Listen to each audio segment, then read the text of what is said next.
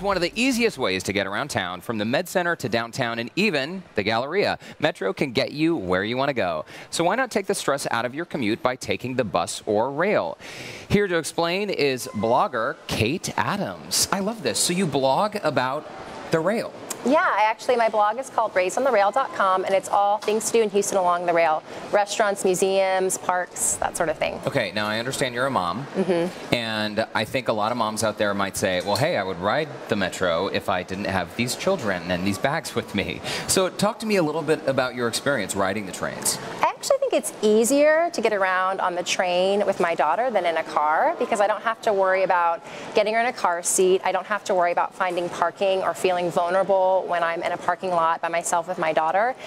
For her, getting on the rail is an adventure. So it's real easy to get her in the car, in the stroller, and then walk to the rail station, and then Houston is at our fingertips. So it's actually, I think, an easier way as a parent to get around. Now, you intentionally bought a home near the Purple Line? That's right. So we used to live near the Galleria, and we love the Galleria, but it was really important to me to be able to live in a place where, all that Houston has to offer is accessible. So we sold our house, bought this house, knowing that when our daughter was a little bit older, we'd be able to explore Houston very easily without having to deal with a car.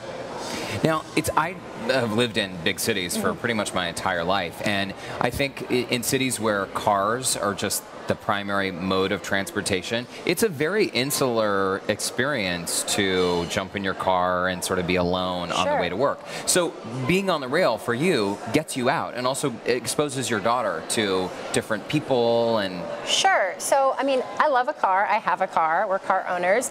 But being on the rail with my daughter makes everything instantly an adventure. So, sure, she's going to be exposed to different kinds of people, which is what I want for my daughter. I want her to be a city dweller. I want her to appreciate how diverse Houston is, and I really want her to appreciate all that Houston has to offer. I think we do more with her on the rail because it's easy. What are some of your favorite places to explore on the Metro? So my very favorite place to explore on the Metro actually isn't even something I do with my daughter regularly. My very favorite thing to do on the rail is go to a Beatles cover band. They play every Thursday at the Continental Club from 7 to 10. It's a fun, free show. It's great for all ages. I've even taken my daughter, but it's really meant for adults. But it's really easy to get to on the rail line. It's part of that mid-Main area in Midtown. It's a lot of fun. That is so cool. And for people who like to go out to bars or restaurants or clubs, jumping on the train, you don't have to worry about driving, like you said, finding parking. If people have been drinking a couple glasses of wine, it's not an issue, right? Right. It's instantly safer. I always feel safe on the rail, but also I never have to worry about if I had, a cocktail or anything like that. I'm certainly safe in my surroundings. Do you get feedback from people who have ridden the rail for the first time? Do people often come to you and say, oh, wow, I was surprised by how clean it was? Sure. So I think the biggest thing is most Houstonians get around and are used to having a car. If you grew up in a major city that has accessible public transportation, something like the rail is really exciting. But I think the most surprising thing for people who read my blog is just how much stuff is accessible via rail. I can get to museums, I can get to restaurants, I can get to parks, and I never have to get in my car. And I think that is what makes it so great, is that I have Houston at my fingertips without having to deal with traffic or parking or just the headache of living in a big city. For someone who hasn't ridden the train before, because I'm sure there are people out there probably saying, wait, what? Houston has a train? How does this work?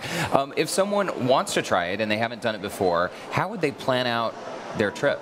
So it's really easy. Metro actually makes it very easy for you to do that. They have an app and they have a website, or you can always go to my blog and you can actually click on different categories. So click on restaurants and find restaurants in your area. There's an interactive map, and you can even find the walking map from the rail station to the place that you're going.